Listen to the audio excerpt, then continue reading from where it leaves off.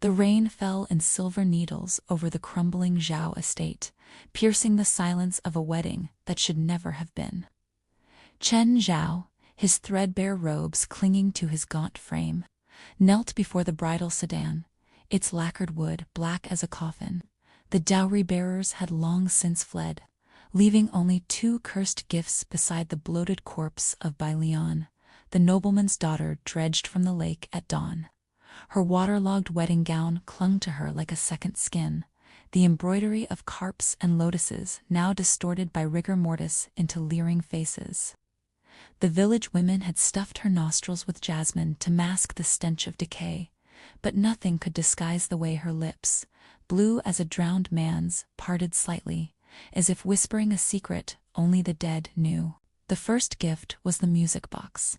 Carved from a single block of bloodwood, its lid depicted a woman floating in a moonlit lake, her hair fanning out like roots seeking the riverbed. When Chen lifted it, the mechanism clicked, and a lullaby seeped into the air, a melody that curled around his ribs like a strangler's vine. The village elder had warned him. It stops the heart for 99 breaths, long enough for the dead to claim you.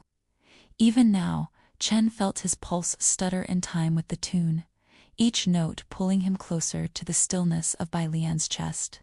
The second gift was the portrait, painted on silk stretched over a frame of human finger bones. It showed Bai Lian in life, porcelain cheeks, eyes like smoldering jade. Yet, as Chen turned away, the silk rustled. Her gaze followed, the pupils dilating as if drinking in his fear. The artist had signed his name in the corner with a single character: drowned. That night, the bridal chamber reeked of wet earth and rotting peonies. Chen lay rigid beside his corpse bride, listening to the drip-drip of lake water from her sleeves onto the bridal bed. At the stroke of midnight, the music box clicked open on its own. The lullaby oozed forth, and Bai Lian sat up, her spine cracking like ice splitting underfoot. Needle and thread materialized in her stiff fingers, and she began to embroider not on silk, but on her own burial shroud. Chen watched, paralyzed, as the stitches formed his own face, every detail perfect, down to the scar on his brow from the debtor's whip. Outside, the elder's voice slithered through the cracks in the wall. "She's sewing you into her death." By the third night, Chen's reflection in the portrait had grown translucent. He woke to find Bai Lian's side of the bed empty, the embroidery now complete, his likeness stitched beside hers, their wedding knots tied in threads of human hair.